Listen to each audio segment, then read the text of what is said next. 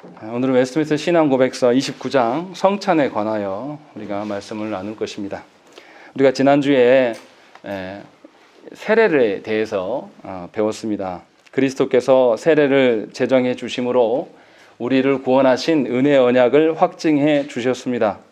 그래서 교회는 은혜의 언약의 내용을 성심을 다해 가르치고 전파하여 신자로 하여금 예수 그리스도에 대한 신앙, 이 신앙을 고백해 하고 신앙 고백한 자를 성도로서 교회의 일원으로 엄숙히 받아들이는 그 절차로 세례를 시행한다고 배웠습니다.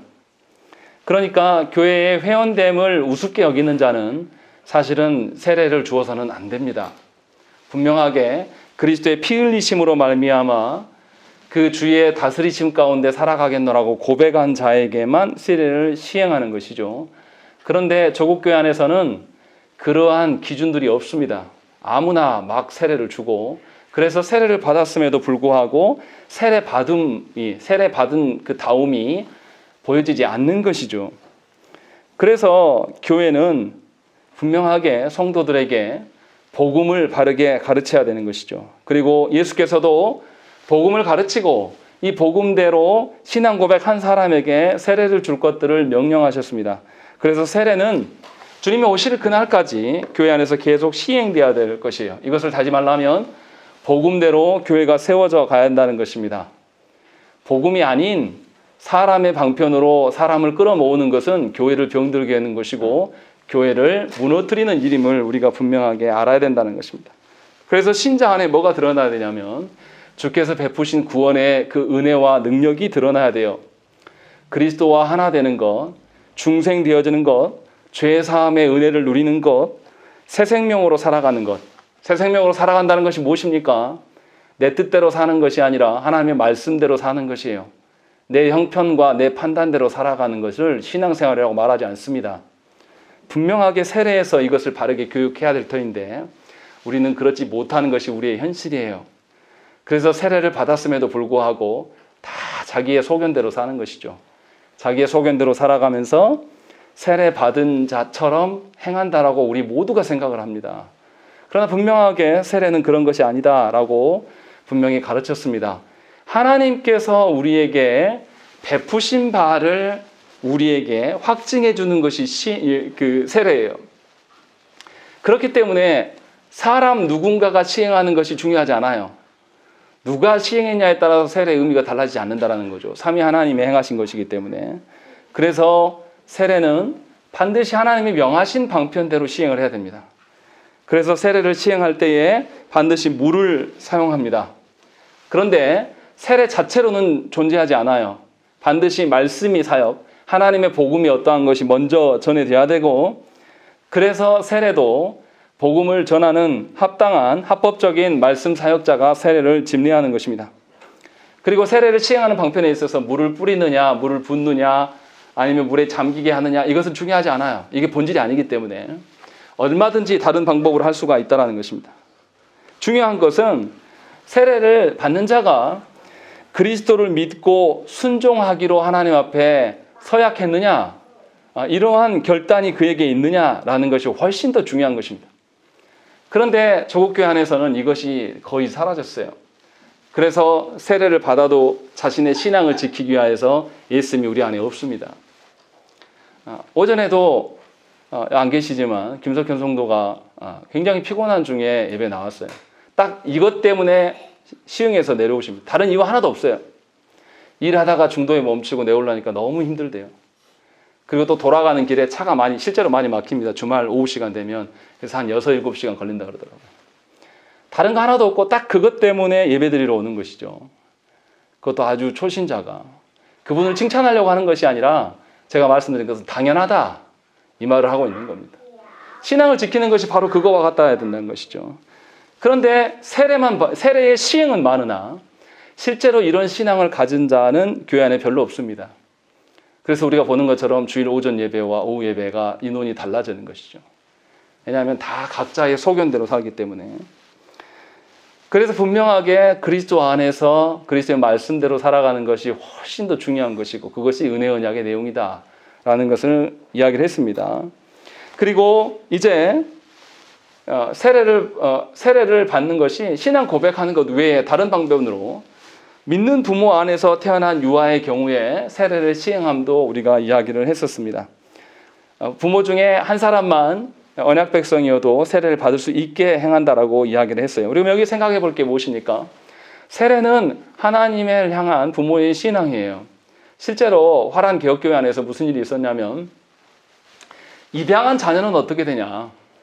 불신자의 사이에서 낳았는데 이 불신자 난 아이가 신자의 부모 밑으로 들어올 때는 유아 세례가 가능하냐 불가능하냐로 이제 한번 고민한 적이 있습니다. 어떻습니까? 세례를 줄 수 있습니까? 없습니까? 줄 수 있습니다. 신자의 부모 안에 편입되어 있고 이제 하나님의 그 말씀의 어떠함을 그 자녀에게 가르칠 그런 의무가 있는 것이고 이것이 하나님의 은혜라는 것입니다. 아브라함에게도 하나님께서 할례를 시행할 때 어떻게 하십니까? 아브라함에게서 난 혈육 있는 자들만이 아니라 종들까지도 다 할례를 시행하도록 하나님께서 하셨음을 기억한다면 마땅히 그것이 가능하다라고 하는 것입니다. 왜냐하면 구원이라는 것은 하나님의 주시는 은혜이지 우리의 출신과 우리의 어떠함이 아니라는 것이죠. 그러니까 저와 여러분들이 구원받은 것에 대해서 감격하면서 주 앞에 겸손하게 하나님을 따르는 삶을 살아야 돼요. 그것이 세례를 존중하는 우리의 삶의 태도라는 것입니다. 그리고 그러면 유아 세례를 도대체 언제까지 줄 것이냐에 대한 논쟁도 교회 역사 가운데 있었습니다. 우리 헌법에는 만 2세로 제한을 두고 있습니다. 그런데 이것은 사실 성경적인 근거를 찾기가 어려워요. 만 2세로 제한 두는 것을 어떤 근거로 했는지 제가 잘 모르겠습니다. 그러나 분명하게 부모의 신앙적 그 지도 아래에서 자라기 때문에 이 지도는 만 2세까지만 지행되고 멈추지 않아요. 만 14세가 될 때까지 계속 유지가 돼야 되는 것 측면을 봤을 때는 어느 나이고 세례를 주는 게 당연한 것입니다. 그런데 우리 헌법에 이렇게 되어 있다는 것이죠. 성경에서도 보면 이렇습니다. 아브라함이 80세에 하나님의 사명을 받습니다. 하나님의 사명을 받은 그가 애굽으로 다시 떠나게 될 때 하나님께서 어떻게 하십니까? 갑자기 죄송합니다. 아브라함이 아니라 모세입니다. 모세. 모세가 80세 하나님의 소명을 받고 다시 애굽으로 돌아가야 될 때 하나님께서 갑자기 모세를 죽이려고 하셔요. 그때 모세의 아내가 어떻게 합니까? 아들의 포피를 뜯어가지고 이거는 내 피난편이다 라고 할례를 시행하는 거거든요. 그때의 자녀들의 나이가 몇 살이었을까요? 40세에 그 땅을 떠나서 무려 40년간 광야와 그 여인과 결혼하는 살았는데 아이들이 유아였을까요? 만 2세 미치였을까요? 그냥 추측을 해봐도 분명히 아이들 성인이었을 가능성이 높습니다. 그런데도 불구하고 이렇게 할례를 시행하는 것을 볼 때 만 2세로 제한 두는 것은 어떤 근거로 했는지 제가 알지 못하기 때문에 뭐라고 말할 수는 없지만 성경적이라고 보기는 어렵다라는 것이죠. 무엇보다도 이것 때문에 뭐가 생깁니까? 우리 교단에서 어린이 세례를 만드는 그런 웃지 못할 광경이 드러나는 것입니다. 사실은 나이 제한이 없는 것이 맞는 것인데 이것을 다른 방식으로 또 만드는 거. 그러니까 만 2세로 제한 두는 것도 비성경적이었는데 이것에 대한 한계를 위해서 어린이 세례를 만드는 것은 또 다른 우를 범하는 사실은 나이 제한을 푸는 것이 더 성경적으로 보여집니다. 그런 점에서 세례에 대한 이해가 부족하다는 것입니다. 우리 모두가 그렇다는 것이죠. 아마도 추정컨대 만 2세로 제한하는 것이 아이를 태어나서 아이의 세례에 대해서 무관심한 부모들 때문에 어느 기간을 정한 것이 아닌가 제 추정이 그래요. 근데 이런 식인 것은 우리의 편의로 만든 것이 이것은 합당한 것이 아닙니다. 그래서 유아 세례에 대한 것들을 우리가 가져야 되고 그래서 말씀드리고자 하는 바는 유아 세례를 시행할 때 부모는 이 아이가 스스로 판단할 수 있는 나이에 이르기까지 계속해서 하나님의 말씀을 가르치고 그 아이가 하나님 앞에 정직하게 설 수 있는 일에 힘쓰라는 거예요. 적당히 세례 받을 때 몇 번 움직이고 또 이 아이가 학교 들어갈 쯤에 몇 번 하고 이런 것으로 다 했다고 말하지 말라란 말이에요. 우리가 그것에 힘쓰지 않기 때문에 우리 자녀들이 교회를 떠나가는 것이고 하나님과 상관없는 자녀로 살아가는 것입니다. 그 점에 대해서 부모된 우리가 하나님 앞에 엎드려서 회개해야 돼요. 그렇지 않고 유아 세례만 시행하는 것은 아주 악한 일입니다. 하나님을 기만한 거예요. 하나님 속인 거란 말이죠. 그래서 이 행위 자체에 집중하지 말라라는 것이죠. 이것이 뭐냐면 세례를 과도하게 높이는 거예요. 세례만 시행하면 하나님의 은혜가 우리에게 주입되는 것처럼 로마 교회가 강조했던 것처럼 이렇게 해서는 안 된단 말이에요. 세례는 은혜 언약의 표예요. 그게 뭐가 중요합니까? 세례가 중요합니까? 은혜 언약이 중요합니까? 은혜 언약이 훨씬 더 중요한 것이고, 은혜 언약을 우리 자녀들에게 알리고 우리 자녀들이 수용하고 은혜 언약의 말씀대로 살아가는 것이 훨씬 더 중요한 것이에요. 근데 이것은 없고 세례식만 남아 있어요. 그러니까 분명히 세례를 받았는데 아이들에게 있어야 될 하나님의 은혜나 하나님의 말씀의 기준들이 없는 것. 이것이 심각하게 생각하라는 것이죠. 또 분명하게 세례를 시행했다고 해서 세례의 효력이 그때 당시에 즉시 나타나는 것이 아님에 대한 여유를 또 가지셔야 됩니다. 세례를 우리 자녀에게 특히 유아 세례를 시행할 때에 자녀에게 유아 세례에 참여했다고 해서 그 아이가 즉시 변화되고 이러지 않아요.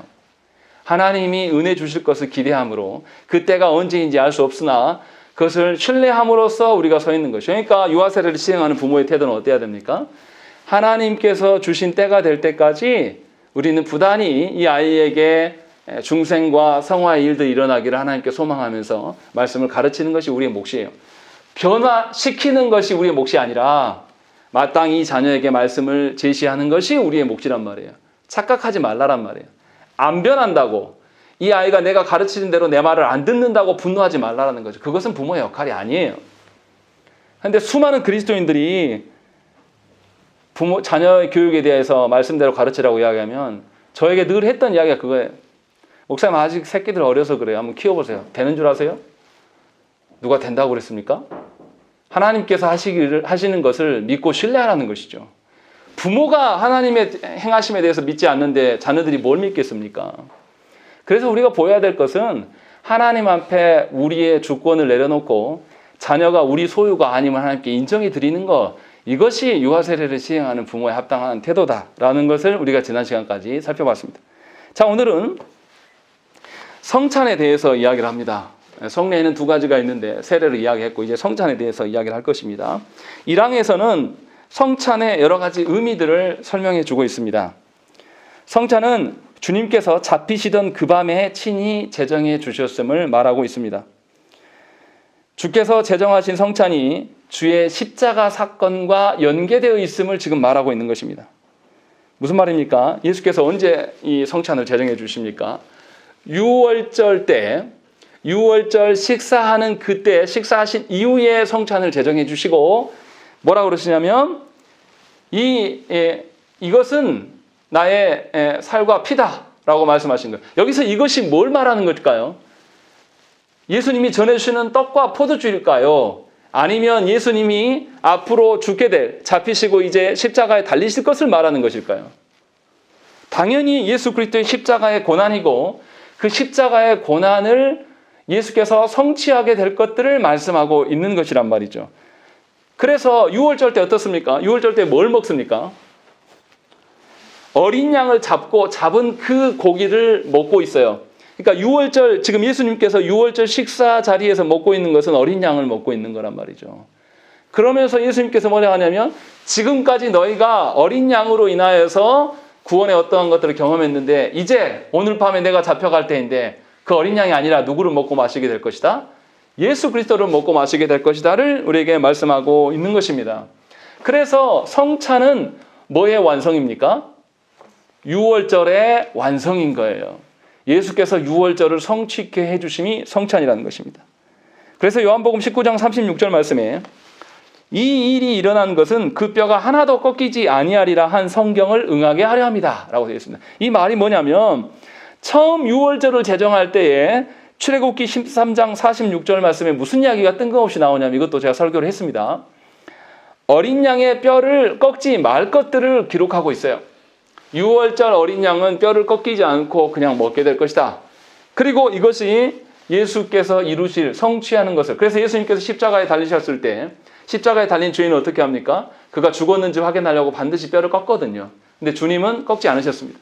그렇게 해서 유월절의 어린 양 되심을 십자가에서 이루셨고 이 이루심에 대한 근거로 인하여서 성찬을 먹고 마셔라 라는 것들을 기념하라고 알려주셨다는 것입니다. 그래서 오늘 말씀의 26절 말씀 보시면 뭐라고 되어 있냐면 우리 한번 읽겠습니다. 고린도전서 11장 26절 말씀 읽겠습니다. 시작. 너희가 떡을 먹으며 잔을 마실 때마다 주의 죽으심을 예, 사도 바울 선생도 뭐라고 하냐면 이 떡과 잔을 마심이 실제로 예수 그리스도의 살과 피를 마시는 것이다. 그렇게 말하지 않아요. 분명하게 뭐라 그러냐면 주의 죽으심이다. 그리고 그 주의 죽으심을 의미하는 것이고 이것을 주님이 오실 그날까지 전파해야 될 것들을 분명하게 말씀하고 있는 것입니다. 그러니까 우리가 성찬을 먹고 마시면 뭐 해야 됩니까? 주님의 죽으심으로 말미암아 우리가 구원받았음을 전해야 되는 것이에요. 성찬식에 참여해가지고 그냥 떡과 포도주 먹으면서 나 할 일 다 했다 이게 아니란 말이에요. 성찬을 시행할 때마다 우리가 하나님의 사명 앞에 제대로 서 있는 그런 신자인가? 하나님의 사명 앞에 반드시 복음 전파에 대해 힘쓰는 교회인가? 그런 것에 대해서 확인받고 그 일에 대해서 부족함이 있다면 회개하고 하나님께 나아가야 된다는 것이죠. 이것이 성찬에 참여하는 의미예요. 이것을 빼놓고 자꾸만 우리가 용서받은만 이야기하고 우리의 어떠한 말을 이야기하니까 이기적인 신자로 남는 거예요. 자기만 믿으면 그만인 것이죠. 그러나 분명하게 사도 바울 선생은 주의 죽으심을 그가 오실 때까지 전하는 것이다 라는 것입니다. 성찬을 누가 참여합니까? 성찬에 누가 참여해요? 신자들만, 세례 받은 자들만 전해야 된다는 것입니다. 이게 무슨 말입니까? 성찬에 참여할 때 무엇을 전하라고 하는 거냐면 예수 그리스도의 죽고 부활하심을 전해야 되는데 누구한테 전하는 것이냐면 바로 내 자신에게 전하는 것이고 또 누구한테 보고하는 것입니까? 하나님 앞에 보고하는 것이다 라는 것이죠. 왜냐하면 성찬에 누가 참여하니까요? 삼위 하나님의 임재하심과 그리스도의 몸된 자들이 참여함. 이것을 두 가지를 다 이야기를 하고 있는 것입니다. 그러니까 우리가 성찬에 나아가는 것은 우리의 어떠함이 아니에요. 하나님의 어떠하심으로 나아가는 것입니다. 어떤 사람들은 이렇게 이야기합니다. 자신의 과거에 지은 죄가 너무 커서 성찬에 나아가지 못하겠다라고 말하는 것은 큰 착각한 것입니다. 성찬이 뭘로 되어진다고 생각하는 것이죠? 자신의 어떠함으로 되어진다고 생각을 하는 것입니다. 우리 중에 죄인 아닌 자가 어디 있습니까? 분명하게 하나님의 말씀을 신뢰하는 것이 아니라 그 사람은 누구를 신뢰하는 것입니까? 자기 판단과 자기의 결정을 더 존중히 여기는 교만한 것이에요. 분명히 그 점을 알아야 됩니다. 또 반대로 사람 남 부끄러워서 내가 이 성찬에 참여하지 못하겠다라고 말하는 것도 하나님의 말씀보다 사람의 눈을 훨씬 더 의식함은 악한 길임을 우리가 분명하게 기억해야 한다는 것입니다. 성찬은 하나님께서 은혜 베푸시기 때문에 우리에게 주어진 것이고 하나님의 은혜 없이는 우리는 구원도 없고 존재할 수도 없고 우리는 살아갈 힘도 없는 것입니다. 그래서 모든 성도는 성찬의 떡과 잔을 받음에 있어서 아주 겸손한 태도를 취해야 돼요. 나를 부인하고 오로지 삼위 하나님의 어떠하심 가운데 주의 자비를 구하는 자세로 우리가 서야 되는 것입니다. 그게 아니고 여전히 내가 교회 안에서 수십 년 살아왔고 내 경력과 내 어떠함을 말하는 것은 성찬에 참여할 자격이 없는 것입니다. 그러니까 성찬을 시행하는 교회에서 교만함이라는 것은 용납될 수가 없는 거예요. 그런데 너무나 안타깝게도 조국교회 안에서 교만함은 그냥 일상이 되어버렸습니다. 성도들이 얼마나 교만한지 몰라요. 하나님 앞에서 두려워하며 하나님 앞에서 내 자신을 살피며 서는 자들이 정말 찾아보기 어렵습니다. 개혁을 이야기할 때도 무슨 이야기 한 줄 아십니까?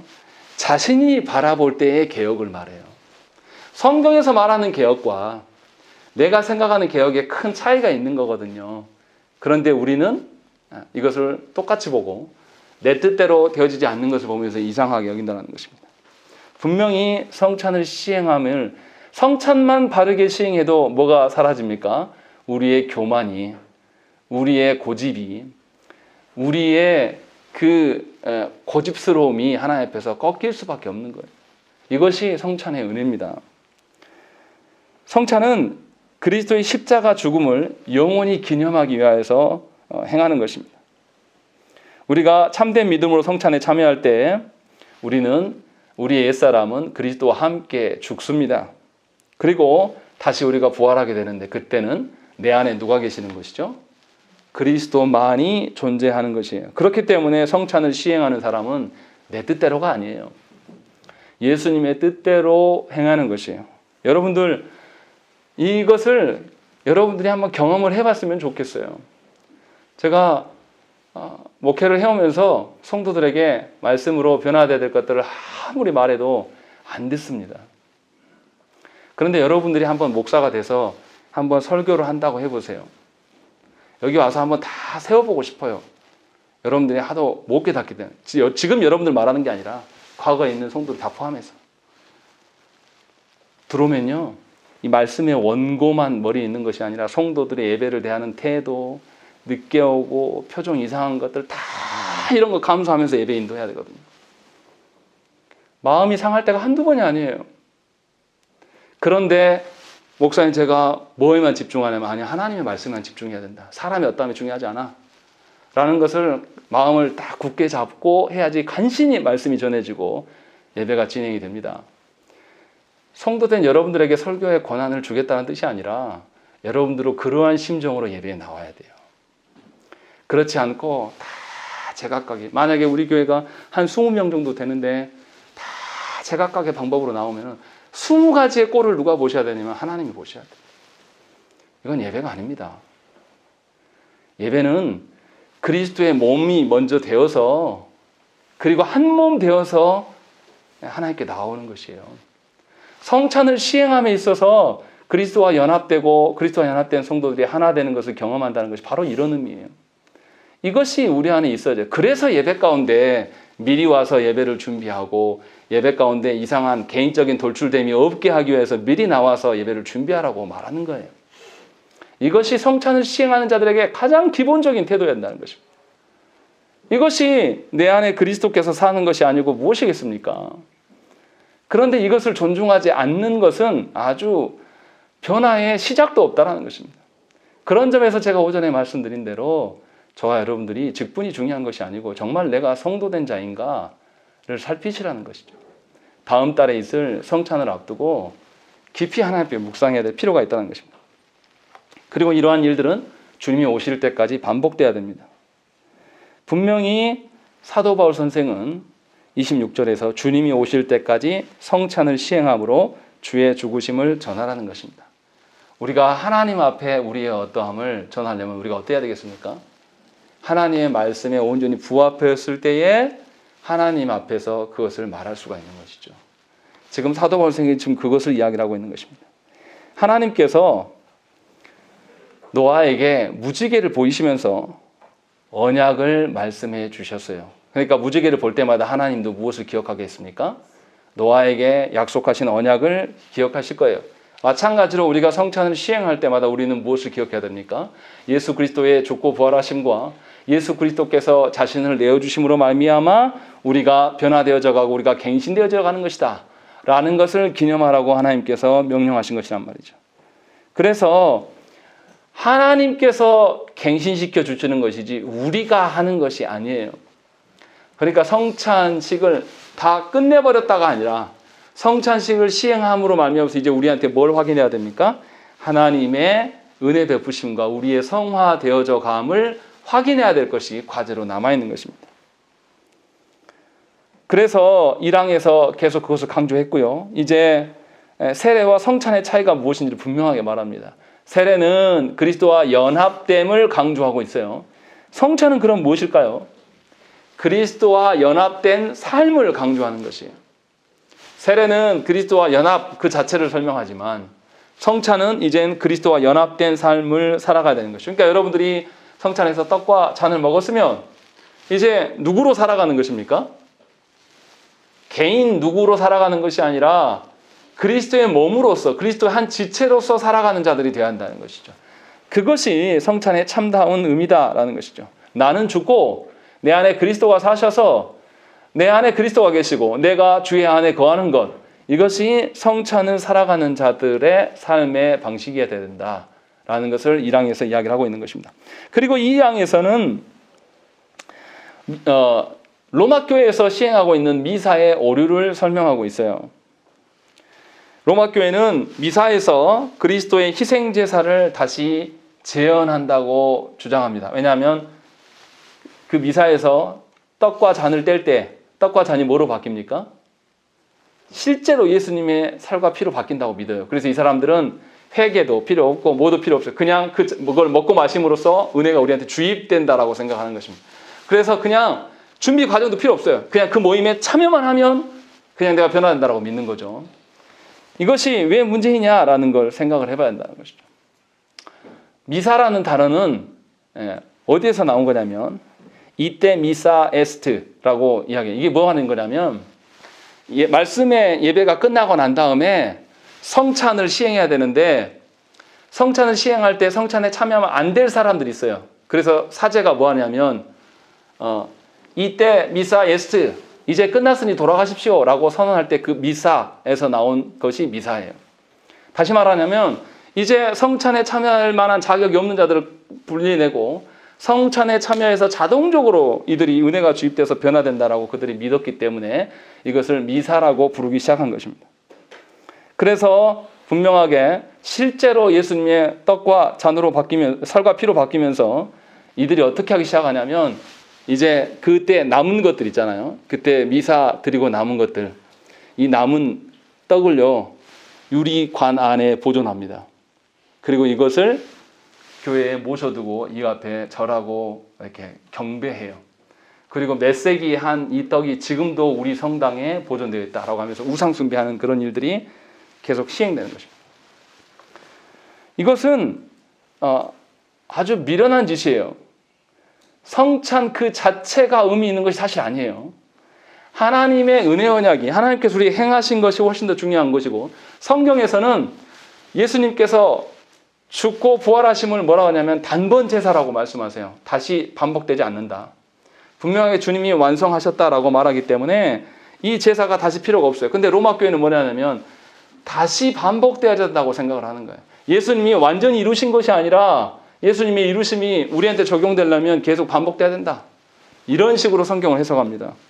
그래서 성찬의 제사를 재현하면서 그것을 숭배하고 그것을 경배하는 방식으로 가는 거죠. 그래서 전에 말씀드렸듯이 성찬을 시행할 때 포도주를 흘리면 됩니까? 안 됩니까? 예수님이 피를 감히 흘리고 옷에 묻혔어요. 큰일 날 거예요. 그래서 나중에 어떻게 합니까? 사제만 포도잔을 받고 성도들은 어떻게 해요? 흘리니까 안 줘요. 떡만 줍니다. 이런 말도 안 되는 일들이 교회 안에 있었다는 것입니다. 그리고 사망과 사항에서는 우리가 성례를 배워가는데 성례를 배우는 목적이 뭐냐? 합당하게 집례하기 위하여서 배운다라고 말하는 거죠. 그냥 머릿속으로만 알고 있으면 안 되고 바르게 시행해야 되는 것을 말하고 있어요. 그래서 사망과 사항에서 뭐라고 됩니까? 주 예수님은 이 의식에서 그의 사학자들을 임명하셔서 회중에게 그 시행에 대한 자신의 말씀을 선포하게 하셨다라는 것입니다. 분명하게 하나님께서 보내신 자가 성찬을 집례한다라고 이야기를 하는 것이죠. 그리고 신자에게 하나님의 복이 임하기를 기도한 이후에 성찬 요소인 떡과 포도주에 축복하고 이를 통해서 성찬 요소를 거룩하게 하는 것입니다. 그리고 떡을 떼고 잔을 붓는 일을 통해서 주님께서 몸이 찢기시고 피가 흘리시는 것을 표시합니다. 그런 다음에 회중에게 떡과 포도주를 모두 돌려요. 이것을 왜 이렇게 하냐? 미사에서는 사제가 이렇게 들어서 기도하는 순간에 다 바뀐다고 믿는 거예요. 그런데 이러한 오류를 없애기 위해서 분명하게 개신교회 안에서는 이러한 절차, 우리가 하는 절차, 제가 잘 기억을 해보십시오. 성찬할 때 어떻습니까? 그냥 하는 게 아니라 성찬의 의미가 무엇인지 먼저 설교를 해요. 말씀을 잠깐 읽고 간략하게 짧은 설교를 하고 그 다음에 이것에 대해서 제가 실제로 이렇게 들어서 어떻습니까? 떡 들어서 이렇게 쪼개는 행위 하잖아요. 이게 그리스도의 살이 찢기심, 그리스도의 피 흘리심, 이거 십자가의 죽으심을 의미하는 것이죠. 이것을 다시 보여주고 이렇게 해서 하나님께서 우리를 거룩하게 하신다라는 것을 알려준 다음에 떡과 잔을 돌린다. 이런 절차들을 설명하고 있는 것이죠. 그리고 사항에서는 아까 말했던 2항에서 이야기했던 미사가 어떻게 오류가 있고 문제가 있는 것, 그런 우상숭배하는 것들에 대해서 다시 한번 지적을 하고 있습니다. 그리고 이제 거의 다 끝났습니다. 5항과 6항과 7항에서는 중요한 이야기를 해요. 5항에서는 5항 먼저 한번 읽어볼까요? 읽겠습니다. 시작. 그리스도와 선하신 연고를 위해 정당하게 구별되어 있는 이 성령의 외적 요소들은 십자가에 못 박히신 그분과 깊은 관련이 있다. 그러나 그래서는 성내 접촉으로만 이루어지만 참된 것이기 때문에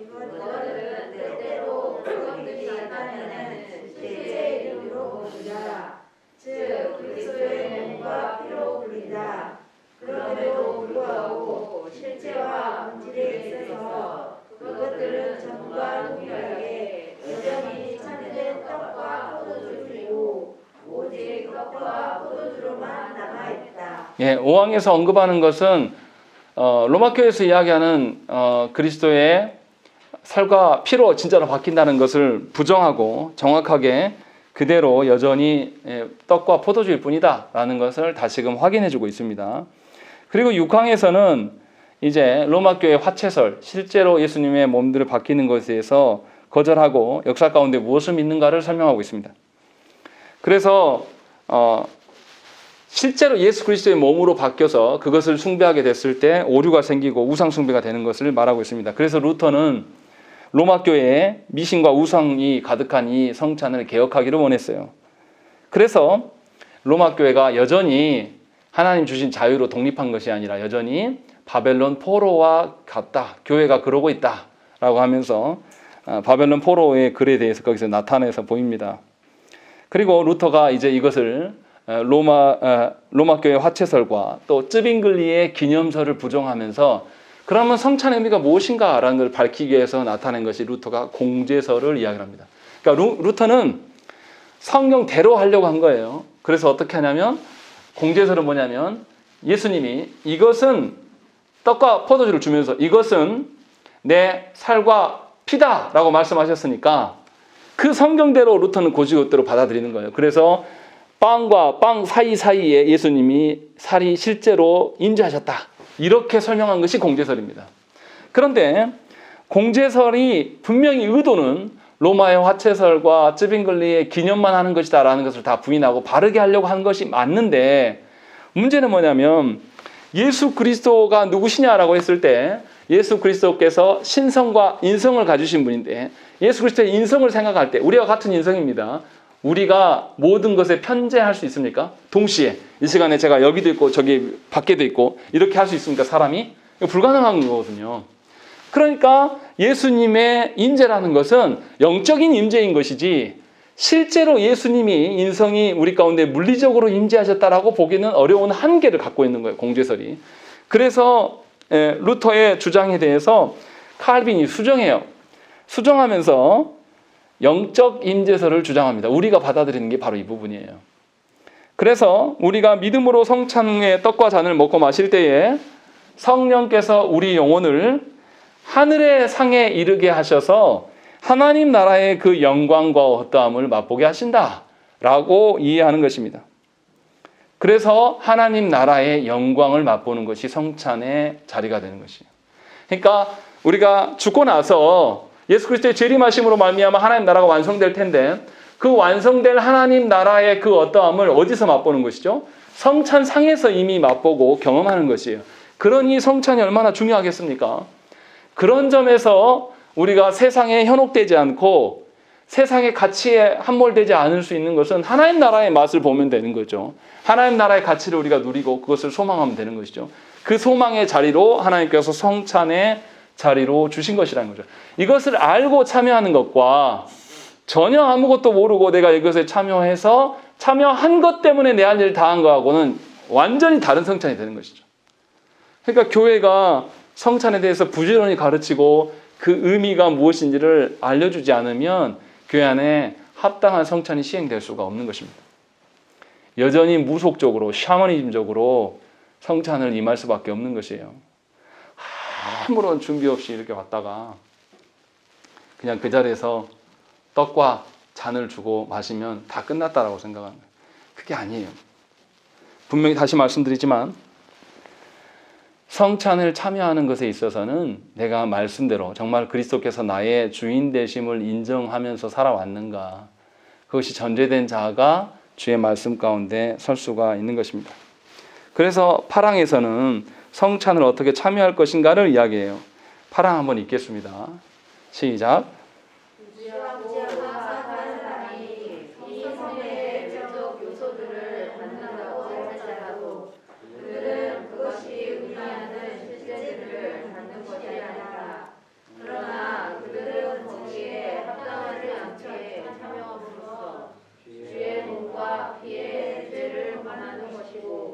따라서 자신의 참여를 자초한다. 그러므로 주님의 상에 참여할 자격이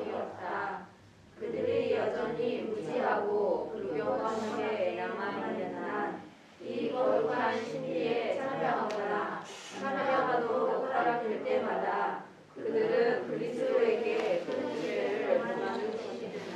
예, 파랑에서 경고하는 것이 무엇입니까? 성찬은 은혜 언약의 표화이니다.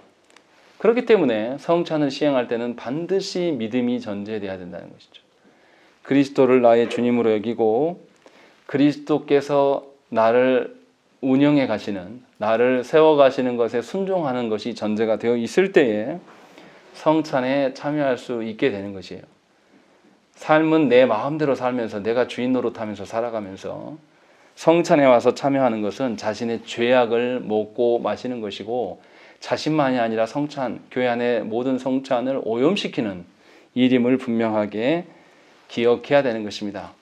조국 교회가 이 성찬을 바르게 가르쳐 왔고 바르게 시행했다라면 성찬 때만이라도 우리가 갱신되어 왔을 거예요. 우리 자신을 살피고 내가 말씀과 무관한 자이구나. 여전히 내가 주인이 되어서 살아가는구나. 여전히 내 경험과 내 연륜과 내 판단대로 내 마음대로 살아가고 있구나라는 것을 성찬을 앞두고 늘 점검했을 것이란 말이죠. 그런데 이것이 없는 성찬을 계속 시행하면 어떻게 되겠습니까? 하나님이 주신 은혜가 아무것도 아닌 양 취급해요. 그래서 성도들을 보고 있으면 마음이 아픈 게 뭐냐면 하나님 나라의 그 아름다운 것들이 우리에게 너무 귀한데 놀라운 것은 세상의 돈보다도 하나님의 은혜를 아주 우습게 여깁니다. 기가 막혀요.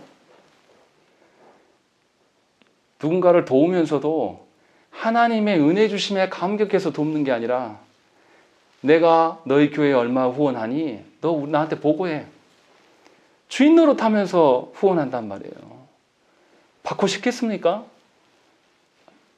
그렇게 후원하는 분들이 있어요. 우리 교회도 그런 분들이 있습니다. 그렇게 받고 있는. 목사로서 굉장히 기분이 나빠요. 인격적으로 제가 나쁘다는 게 아니라 저분은 후원할 돈은 있지만 하나님의 은혜 앞에서 엄청 교만 떠는구나. 또 교회가 자기 교회 후원하는 교회 이름들을 주보에다 내고 벽에다 붙여가지고 우리 몇 교회 꼴랑 10만 원씩 하면서 그렇게 쭉 붙여놓은 교회들이 있어요. 우리는 몇십 개 한다. 하나님의 은혜가 고작 그런 겁니까? 하나님의 은혜 베푸심을 얼마나 자본주의적으로 추접스럽게 알면 그런 일들을 합니까? 성찬 앞에서 우리가 우리 자신을 돌아볼 수 있어야 되는 것입니다. 하나님께서 우리에게 하나님의 어떠하심을 알리기 위해서 말씀을 주신만이 아니라 이 말씀을 먹고 마시도록 하나님께서 성례까지도 베풀어 주셨어요.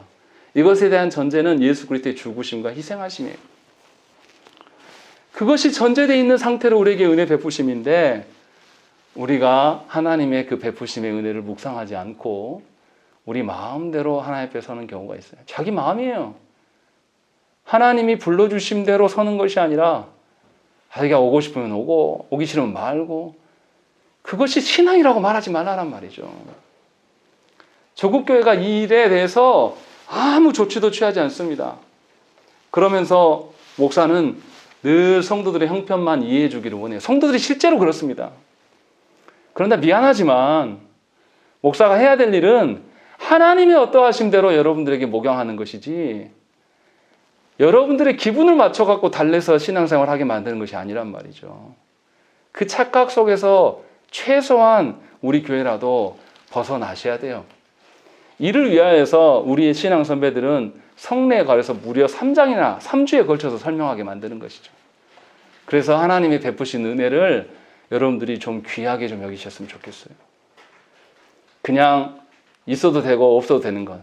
내가 하나님 앞에 성실하게 안 서도 그 은혜가 늘 우리한테 주어지는 것이라고 그런 착각 속에서, 교만 속에서는 이제 그만 살아가셔야 됩니다. 하나님이 베푸신 그 은혜가 은혜의 방편들 안에 있음을 인정하고 그것들을 존중하는 자로 여러분들이 서시길 바랍니다. 그래서 하나님의 은혜로 살아가는 일들이 여러분의 가정과 우리 교회 안에 세워져 갈 줄로 믿습니다. 함께 기도하시겠습니다.